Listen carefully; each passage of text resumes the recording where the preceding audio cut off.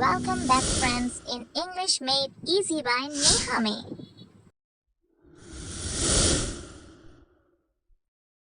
Some of us grew up believing fear and discipline were the same thing. This episode is about what that belief costs and what actually works better. Welcome back. Today's episode is about something many of us grew up with and don't always talk about openly: strict discipline that came from fear rather than connection. I'll share a story today, told by someone looking back as an adult. Then we'll talk about what actually helps discipline work better, without fear. Stay till the end, as always, for today's idioms, explained simply. Priyanka is 34 now, but she still remembers exactly what it felt like to be 7 years old. Sitting in her room, listening for the sound of her father's footsteps in the hallway. Her father believed in strict discipline. Grades below a certain mark, a broken rule, even a spilled glass of water. All of it was met with shouting, sometimes worse. Priyanka learned early that mistakes weren't just corrected in her house. They were punished, loudly, and often in front of others.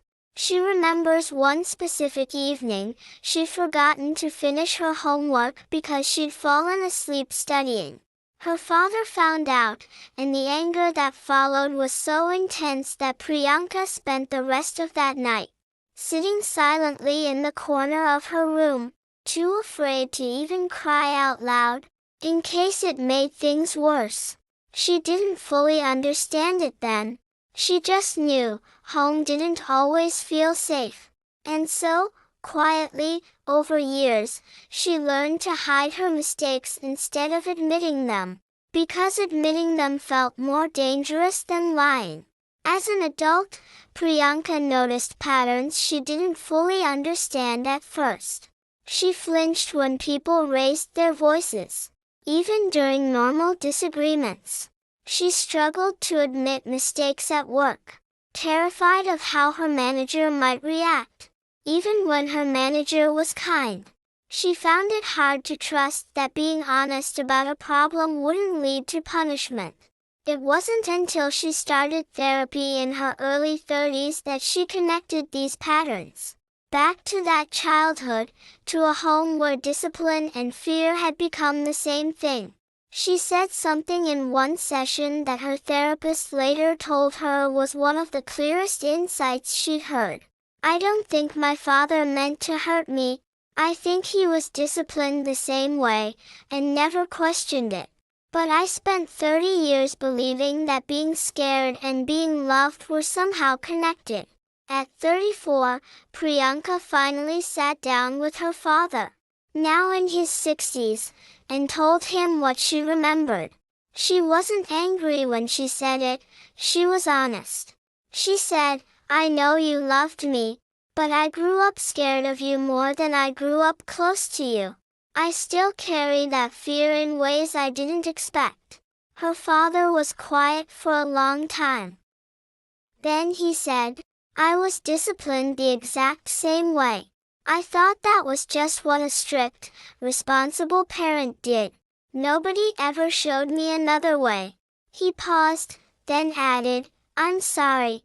I don't think I ever once asked if you felt safe with me. I only ever asked if you followed the rules." That conversation didn't erase Priyanka's childhood, but it gave her something she'd never had before: an honest acknowledgement, instead of silence. Here's why psychologists say fear-based discipline often creates the opposite of what parents intend.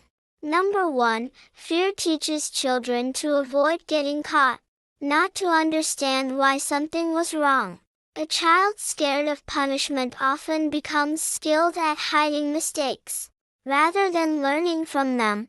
Number 2, discipline rooted in fear can damage the parent-child bond that discipline is supposed to protect. A child who is afraid of a parent often struggles to feel safe confiding in that same parent later in life. Number 3, children raised this way often carry the pattern forward without realizing it, either repeating it with their own children, or struggling with authority, trust, or self-worth well into adulthood. So here's what actually helps discipline work, without relying on fear. 1. Separate the correction from the child's worth.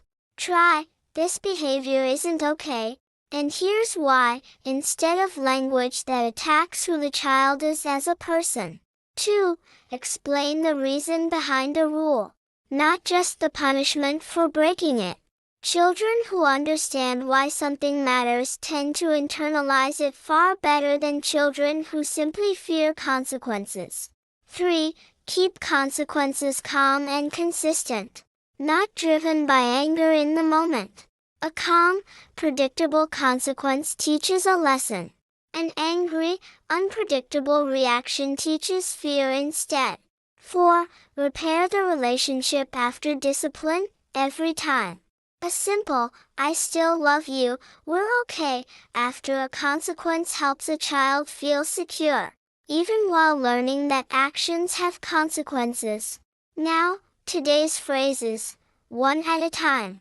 1. Flinch. This means a small, sudden movement made out of fear or shock, often an automatic reaction to something startling. 2.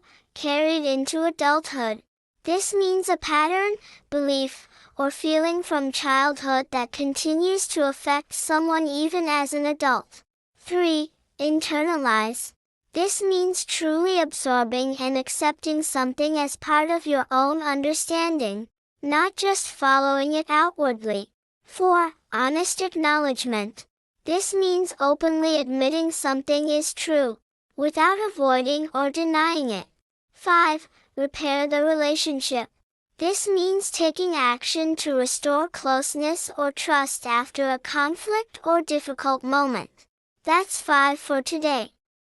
This week, if discipline comes up in your home, try explaining the why behind a rule, and remember to reconnect warmly afterward. If this episode reminded you of your own childhood, that's okay. Many of us grew up this way, and understanding it doesn't mean blaming anyone. It just means choosing something different, going forward. Tell me in the comments, did Priyanka's story remind you of your own experience growing up? If you have a story about discipline, fear, or healing a relationship with a parent, share it below. It might become the next episode. See you in the next one. That's 5 for today. This week, if discipline comes up in your home, try explaining the why behind a rule, and remember to reconnect warmly afterward.